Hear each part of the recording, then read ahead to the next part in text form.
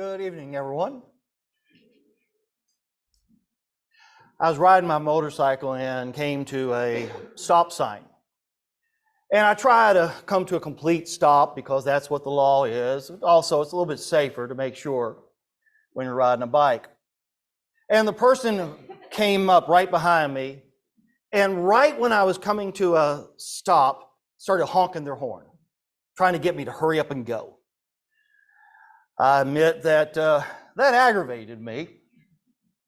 So I started going down the road, and they quickly made the right turn and then passed me because they were in a hurry. And because they aggravated me so much, I quickly sped up and got right behind them, started honking my horn, and did this, just kept honking my horn. And finally we came to another stoplight, and I looked over them after honking my horn for a long time and just yelled at them very softly, "You need to learn to be more patient. You need to learn to be more patient. You need to learn to be more patient." That's how I said it. You need to be more patient. That's why I'm here talking about restraint tonight.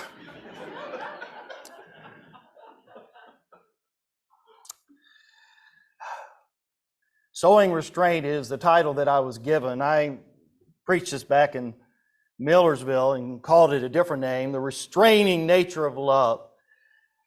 Let me put this picture in front of you.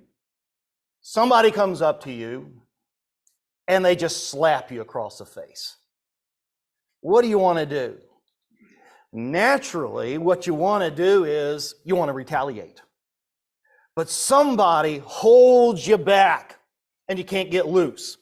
They are stronger than what you are, and so you can't get your revenge. Contrary to what you really want to do, you ended up doing nothing. Now picture this scenario. Somebody comes up and they slap you across the face. Instead of going by what you want to do naturally, you go by what you should do spiritually. You restrain yourself because of the divine love that you have. You choose not to lose control. You choose not to retaliate. And so according to your intentions, you ended up not doing something. Now we're going to be going through this lesson and talking about doing nothing versus not doing something. And I want to challenge you that they are not the same.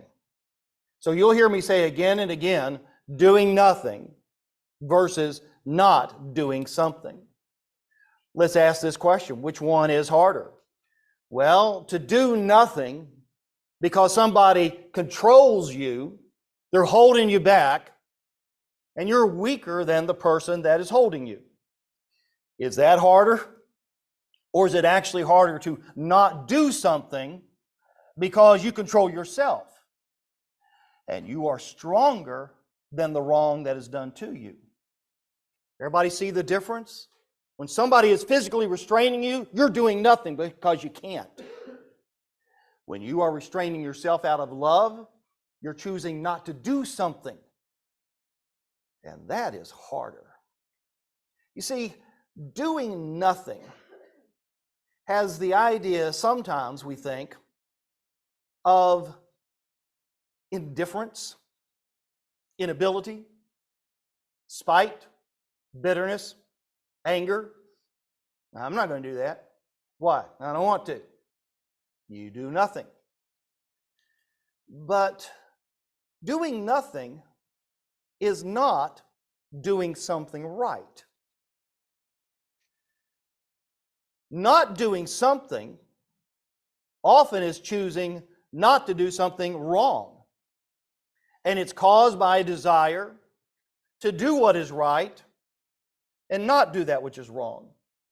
Not doing something is not the same as doing nothing. I was given this assignment. 1 Corinthians 13:5 in the ESV says that love is not irritable. The New American Standard says love is not provoked. Provocation produces action. If love is not provoked, if it is not irritable, then love sows restraint. When faced with the provocation to pursue a negative course of action, love restrains itself from action. And in this series, the purpose of the lessons is to create a desire and motivation to sow to the Spirit and thus grow into the image of Christ. And prayerfully, I will be able to accomplish that particular goal. Well, let's look at the first part that I want us to focus on. Don't restrain your love from others. In 2 Corinthians chapter 6, verses 11 through 13, Paul is writing and says, "We have spoken openly to you, Corinthians. Our heart has been opened wide. We are not withholding our affection from you, but you are withholding yours from us. I speak to you as my children. As a proper response, open your heart to us." The NIV says, "We are not withholding our affection from you, but you are withholding yours from us." The ESV, "You are not restricted by us, but you are restricted in your own affections." The New American Standard 2020, "You are not restrained by us, but you are restrained in your own affections." Now, if you know anything about the letter of 2 Corinthians, you know that they were not treating Paul right. And yet he's still loving them. But one of the ways that they're not treating him right is not just by taking sides, because that kind of follows as an effect. But they had closed their heart to Paul, somebody that they had a dear relationship with earlier. But for whatever reason, they are now restrained in giving their love. And that's going to be brought up again later when we look at Paul's relationship with the Corinthians. But I want us to ask if these are the same. Restraining love by not giving it.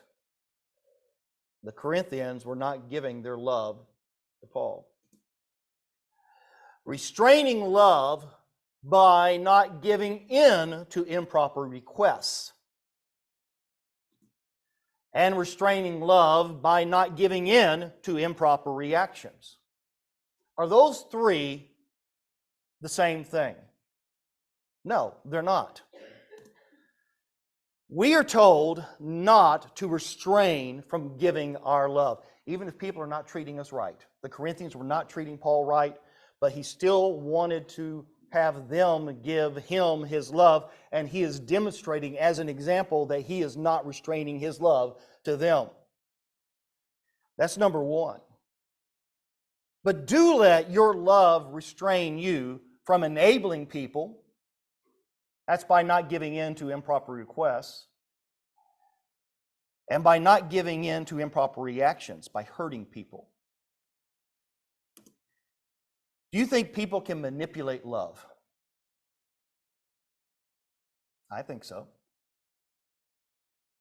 You ever heard something like this? If you really loved me, you would give me what I want. And oftentimes when that happens, you're doing something, and it's wrong. If you really love me, you would give me what I want. But you see, loving others actually requires us to restrain ourselves. I won't give you what you don't need, or I won't give you what will hurt you. What you want is not good for you, therefore I'm not going to give it to you, not because of spite or bitterness or anger, but because I love you. And even though I want to make you happy, I'm restraining myself because of love. And therefore, you're not doing something. You're not doing something that is wrong. Let's go into the second part of, do let your love restrain you. That sounds kind of strange because we think of love as just always giving. Sometimes love has to not do something. We're going to look at several different examples of this. Matthew chapter 5, 38 through 42. It is no accident. I don't think that this is within the context of love your enemies. So remember that. Love your enemies. Remember, we've already been told, don't restrain your love in who you love. But you might have to restrain your love in how you show it. Matthew chapter 5, 38 through 42. You have heard that it was said. Now, when Jesus says you have heard, instead of saying it was written, what he's doing is he's basically telling them, this is what you have heard at synagogue. Even though he's going to be quoting the law, he's not really wanting them to focus on what the law says, but how it had been interpreted. So you have heard that it was said, an eye for an eye and a tooth for a tooth. But I tell you, don't resist an evildoer. On the contrary, if anyone slaps you on your right cheek, turn the other to him also. As for the one who wants to sue you and take away your shirt, let him have your coat as well. And if anyone forces you to go 1 mile, go with them 2. Give to the one who asks you, and don't turn away from the one who wants to borrow from you. Difficult text, isn't it? Let's ask some questions. Is turning the other cheek doing nothing? I don't think so. Is turning the other cheek not doing something?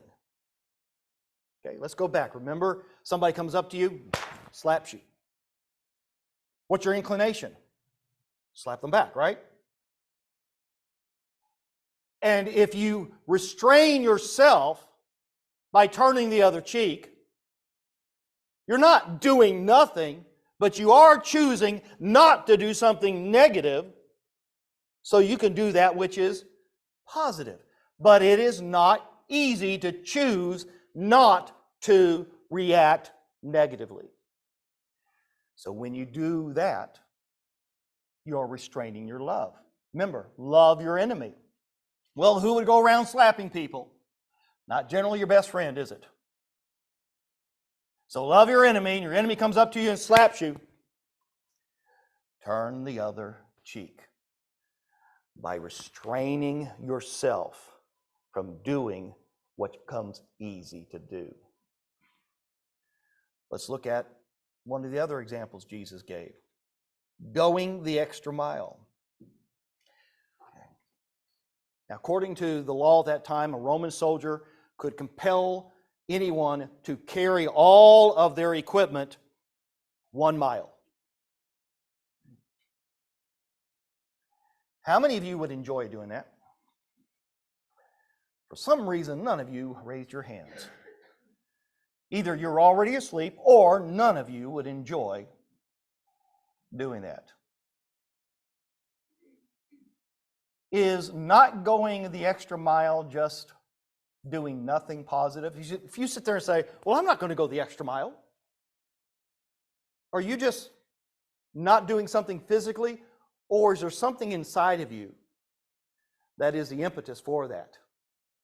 Something negative, something hurtful, maybe something hateful towards the person who is causing you to go 1 mile. And Jesus said, hey, if this Roman soldier comes up to you and says, you got to carry all my stuff 1 mile. Yes, sir. When you get to the end of the 1 mile, the Roman soldier says, okay, that's as far as you need to go. I'll go another mile with you, sir. Now, is going the extra mile not doing something negative? Yes, it's doing something positive, but let me ask you this. Are you really fulfilling what Jesus said if you go like this? I'm going to go the extra mile.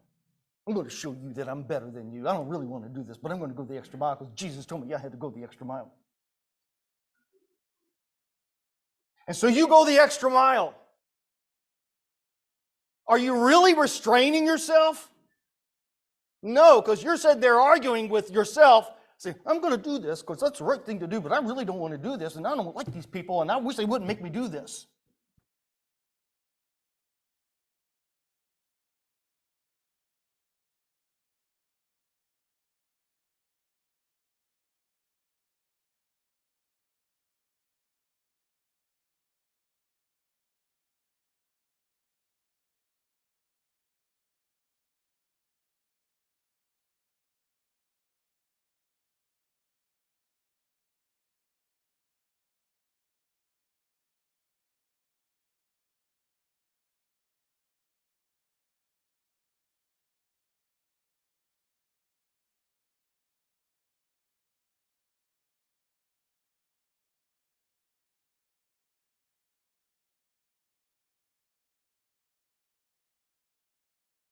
You had to be willing to freely do this because you're more concerned about showing the love of God than you are about obeying the law of the Romans over the Jews.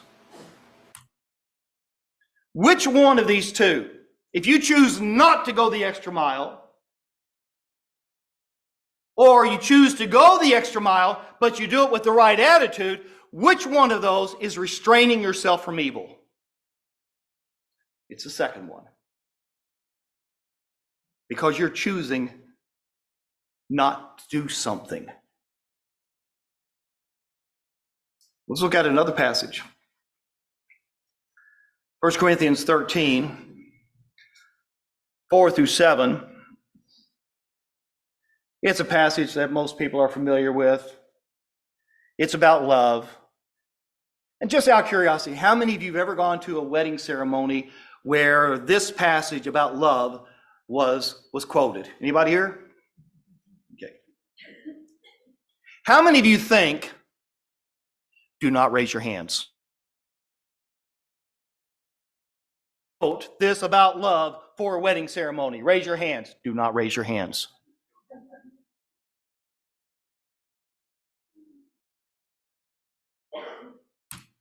So did Paul write this as a wedding ceremony? Did Paul write this within the context of congregational turmoil or congregational tranquility? Turmoil. If he wrote it during turmoil, then is love needed for easy times or difficult times? Difficult times. And if it is needed during difficult times, is that when we need to do nothing or learn to not do something? If you haven't figured out what all this means yet, just stay with me. I'm going to get clearer, hopefully, as we go along. Linsky said this: Paul does not picture love in ideal surroundings of friendship and affection, where each individual embraces and kisses the other. Okay, let's stop right there. Don't look at the screen. Look at me. Okay, you come in here and you see a bunch of people that you love. And I'm going to guess, don't know you guys, but you seem to like each other.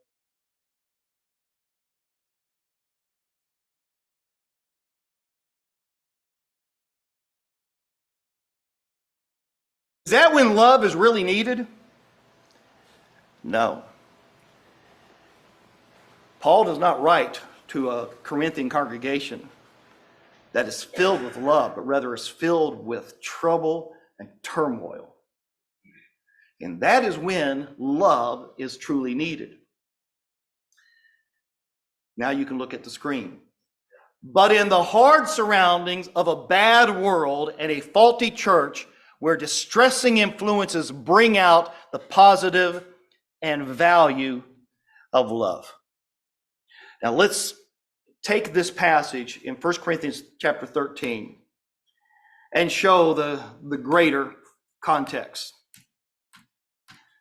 For those of you that are interested in chiasms, this is just what one is.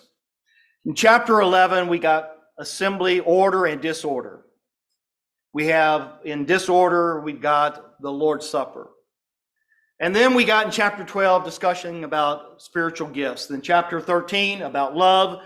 And chapter 14, at the beginning of it, spiritual gifts again. And then we find order and disorder towards the end, where you've got speaking going on and disorder going on, and Paul has to lay down orders and rules for everybody. So this whole section of love is written within a context of disorder, misuse of spiritual gifts, and so on and so forth, where people thought they were better than the other. Because we know that they were misusing their gifts.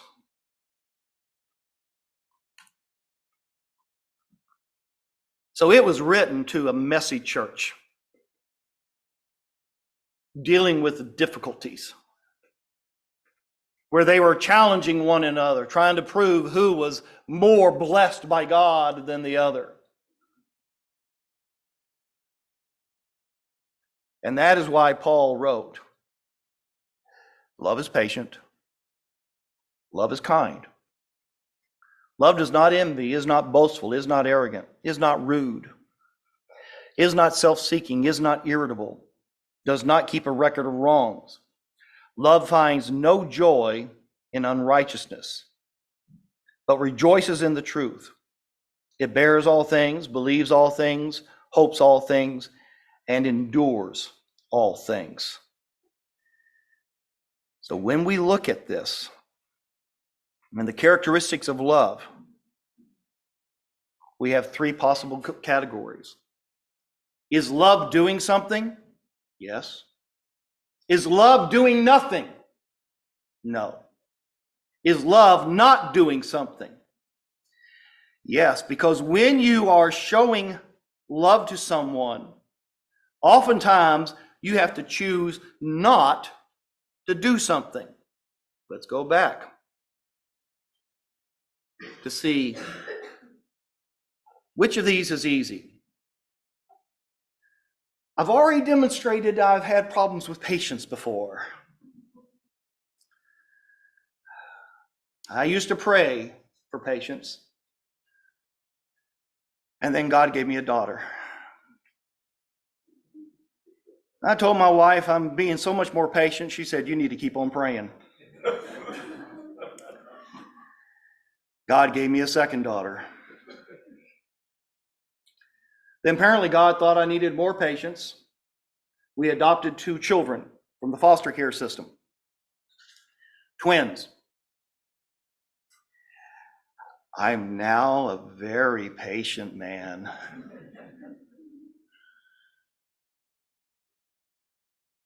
Love does not envy. Is that easy? I don't know about you, but I love motorcycles and I love cars. Is not boastful. Did I tell you how patient I have been lately?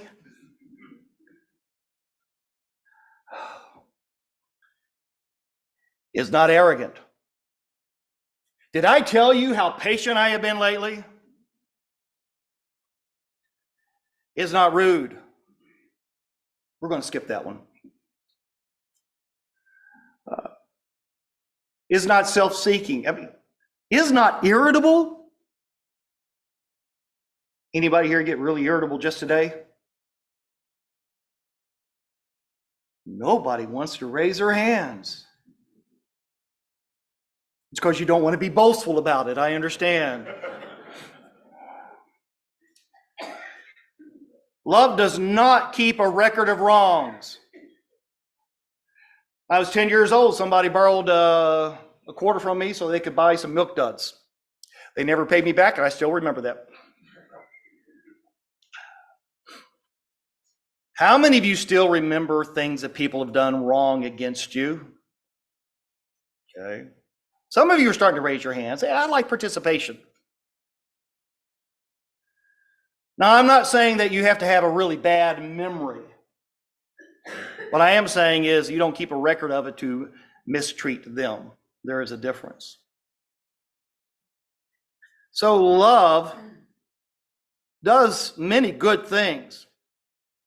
And love often is not doing something that is wrong. Let's look at the first one. Love is patient. What does this word mean? It's related to having a long fuse. It's a state of calm in the face of provocation. So what is patient? Not blowing up. So what is patience? You're not doing something. Love is not blowing up. Everybody understand how love can be not doing something? You don't lose your patience and become angry. Love also means that when you are wronged, you choose not to retaliate. Again, you're choosing not to do something. You're restraining yourself. You are forbearing even under the provocation that they are showing. So what is patience? It is not getting back at other people. Because you choose not to. You choose to restrain yourself, your feelings, and you're not doing something. Well, surely kindness is just positive, right? Surely kindness is just doing something good. Well, when you look at the definition, what it means is to seek the needs of others selflessly. Meet the needs of others without expectation of repayment. Can you see, even when you are showing kindness, you're not doing something? You're not thinking of yourself more than them. You're not thinking, but if I do something good for them, then they'll do something good for me. So what is kindness? It's not focusing on self, but on others. It's not doing something. One of the early church fathers said this about kindness, that it is breaking the spiral of passion, anger, and resentment with kindness. Not only by enduring nobly, but by soothing and comforting. These things cure and heal the wound of passion. So when you look at that description of it, treating them the way they are treating you. You are not, the word passion here is the idea of strong emotions. You are not going to respond to anger with anger. You're not going to respond to resentment with resentment, but you are going to endure. You're going to hold back hurting them because you don't want to be like that. You want to be kind. So when we look at love, what do we see as it being described as? Love does not envy. Love is not boastful. Love is not arrogant. Love is not rude. Love is not self-seeking. Love is not irritable. Love does not keep a record of wrongs. Love finds no joy in unrighteousness. Can you see and understand that love is not doing something? Because you're not envy. You're choosing not to be envy. It is not boastful. You're choosing not to be boastful. It is not arrogant. You're choosing not to be arrogant. It is not rude. You're choosing not to be rude. It is not self-seeking. You're choosing not. Love is doing a lot of things positively. But why is it described in such negative terms? Because the context is agape love is needed. Now pay attention. Agape love is needed when love needs to restrain me from me. You see, love protects other people from my bad actions. But love protects me from my bad actions too. I'll be honest with you. I've looked at 1 Corinthians chapter 13. I have put it in wedding ceremonies. I have preached on it. And I don't think I've ever given enough credence to the fact of how many things love is not. Think about a love song. You know, I'll climb the highest mountain. I will swim the deepest sea. Talk about all the things that I'm going to do for you. You think it'd be a really big hit if they were to do a love song and the man is singing to the wife, just says, I just want you to know I am not going to do a lot of things. What do you mean you're not going to do a lot of things? Oh, I want to love you so much that I'm not going to keep a record of all the wrongs that you're going to do to me. But that is how love is described. Not just all the positive things that we think of, I'll do these things for you. You know, I'll climb the highest mountain. I'll swim the deepest sea. I'll even do the dishes. But I won't do. And you know what? If you're going to have a successful relationship in a congregation, it can't be just that you're doing a lot of things for each other. It's got to be that you're not doing a lot of things to each other. Restrained love. Let's look at another passage. This one was hinted at in the idea of sowing. We're not going to be reading all of this, but I do want us to look at kind of like not necessarily the beginning, the end, but close to the beginning and closer to the end. Galatians chapter 5, 13 through 15. For you are called to be free, brothers and sisters. Only don't use this freedom as an opportunity for the flesh, but serve one another through love. For the whole law is fulfilled in one statement: love your neighbor as yourself.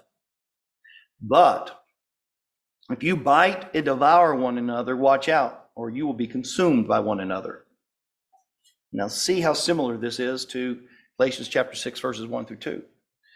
Brothers and sisters, if someone is overtaken in any wrongdoing, you who are spiritual, restore such a person with a gentle spirit, watching out for yourselves, so that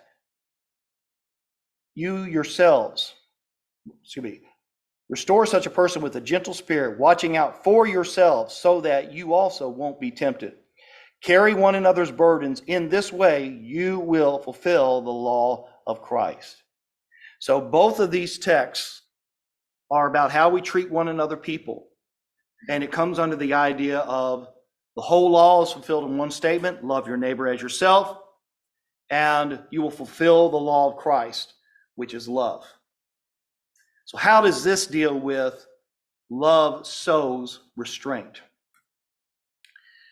When we are lovingly restoring someone, we need to restrain ourselves from mistreating them and falling into the trap of biting and devouring one another through wrong attitudes.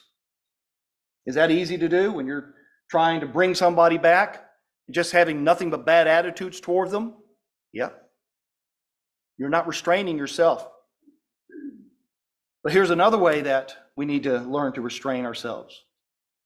And that is, when we are lovingly restoring someone, we need to restrain ourselves from falling into the same traps of those we are restoring. So we have to guard ourselves to make sure that we don't bite and devour the people that we're trying to show love to. And we have to make sure that we don't fall into the same trap of sin of the people that we are trying to restore. And we're doing both of these. Why? Because of love. Love is going to restrain me from mistreating you, and love is going to restrain me from joining you in your sin.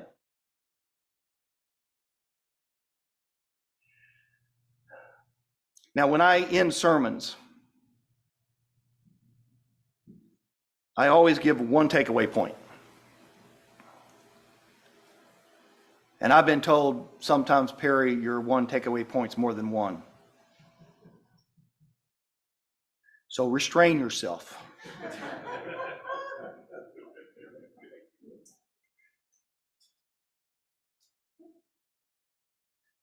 Love is never doing nothing.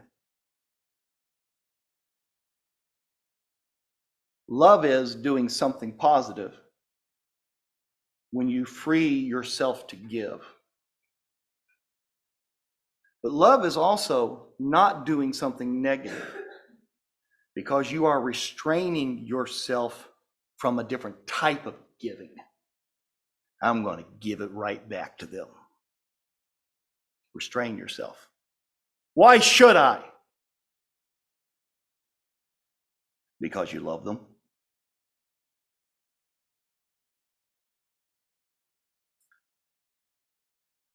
At the end of every lesson, I always give a call to action also.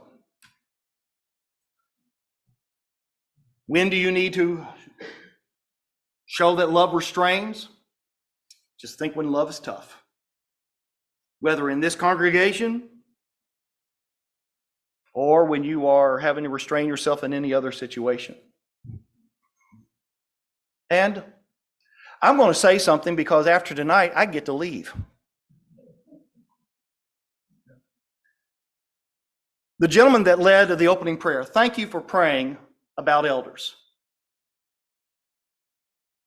I've been able to appoint elders in various congregations, and somebody came up to me one time and said, how were you able to do that? And I said, well, we pray as a congregation. I said, are you praying as a congregation? And he said, well, I'm praying myself privately. I said, that's not what I asked. Are you praying as a congregation that the Lord will bless you with elders? He said, no. I said, so let's get this straight. So you're getting 2 sermons for one. You want God to bless you, but you are not asking God to bless you. How's that working for you? So when you go through the point of appointing elders, remember tonight's lesson. Love restrains. Even it restrains from us making up stories to keep men from serving because we might not like them.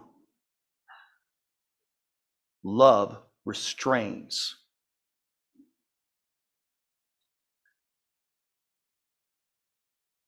When the Bible uses the term loving kindness, you ever notice it doesn't use the term loving niceness? Being nice is not the same as being kind.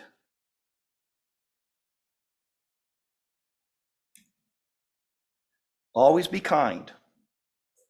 Ephesians 4:32. If other people are not thinking you are being nice. At the end of every lesson, I also ask the question, where's the gospel? Because I think it is important, imperative, essential for us to constantly be talking about the gospel. And to understand that every sermon needs to somehow be connected to the gospel if it's a sermon that's based on God's word. So where's the gospel?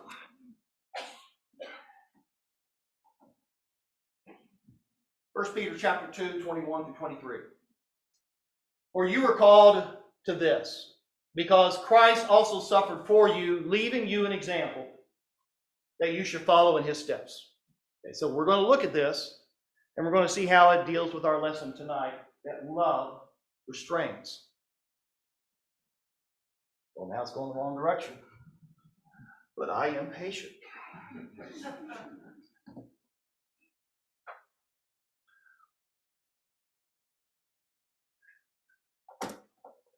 I am patient, I am patient, I am patient. Okay, let's see. He did not commit sin, and no deceit was found in his mouth. When he was insulted, he did not insult in return. When he suffered, he did not threaten, but entrusted himself to the one who judges justly. When we look at this text, is not committing sin, is that doing nothing? Or is that not doing something evil? No deceit was in his mouth. Is that doing nothing, or is that not doing something evil? Not insulting when insulted. Is that doing nothing? Not threatening others when we are suffering. Is that doing nothing? No, it is not doing something evil. So when we look at the gospel, Jesus did not come down here and do nothing. But Jesus came down here and often chose not to do something. He chose not to retaliate. He chose not to find revenge. He chose not to go the easy way. He chose not. He chose not. Does that sound like love? Let's look at another passage, asking where the question, where is the gospel? We already went over this passage once, but I'm going to read it again. You have heard that it was said, an eye for an eye and a tooth for a tooth, but I tell you, don't resist an evildoer. On the contrary, if anyone slaps, remember that word right there, rapizo, you on your right cheek, turn the other to him also. As for the one who wants to sue you and take away your shirt, let him have your coat, himashon, as well. And if anyone forces you to go 1 mile, go with them 2. Give to the one who asks you, and don't turn away from the one who wants to borrow from you. Anybody think that Jesus practiced what he preached? Let's see how this turns into the gospel. Jesus said, turn the other cheek. Did Jesus turn the other cheek? Matthew chapter 26, verse 67. Then they spat in his face and beat him. Others slapped him. Did Jesus retaliate? No. Jesus chose not to do something. He restrained himself. Jesus lost his clothes. After crucifying him, they divided his clothes, same word for coat, by casting lots. What about Jesus going the extra mile?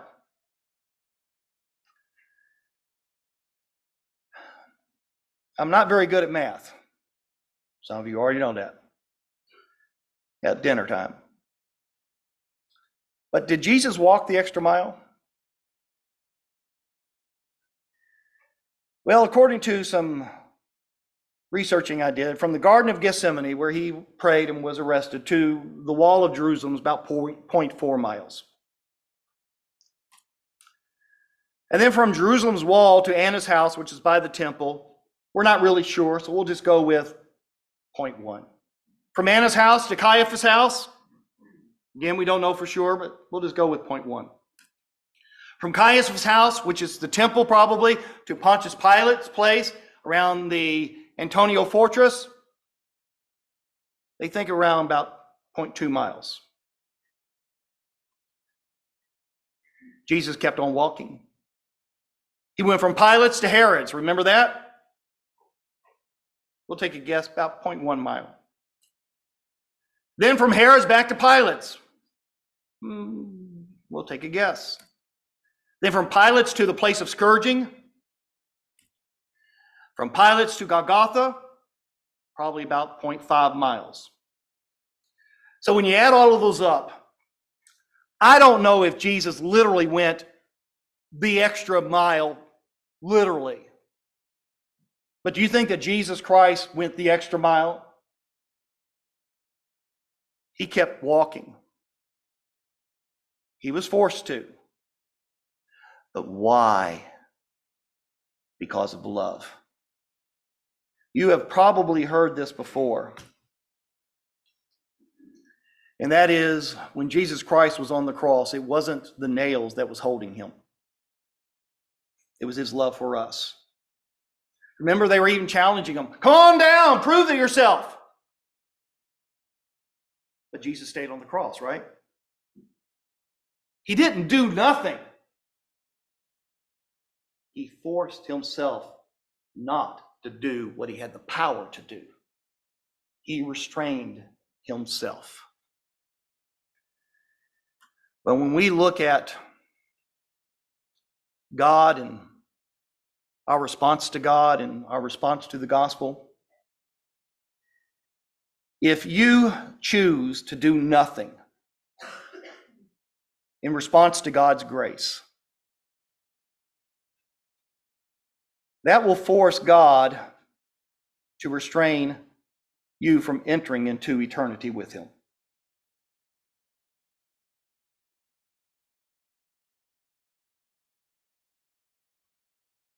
But if you choose to do something and accept the offer of grace and mercy, you're going to have to also choose not to do something. Because you're going to have to restrain yourself from your own fleshly desires, from reacting in a way of vengefulness towards others, you're going to have to hold yourself back. And by doing that, you can spend an eternity with God. And so love really sows restraint within us. But that's because that's the nature of love. God did not restrain his own love towards us. But when Jesus Christ, God incarnate, was on this earth, he constantly restrained himself because of love. Thank you for this opportunity to study this lesson, because I had not studied it like this before. And so it has helped me, and I hope that it has helped you. But you need to be helped by God. He loves you, and he wants you to not restrain yourself from coming to him. If you need the gospel, we invite you to come now while we stand and sing.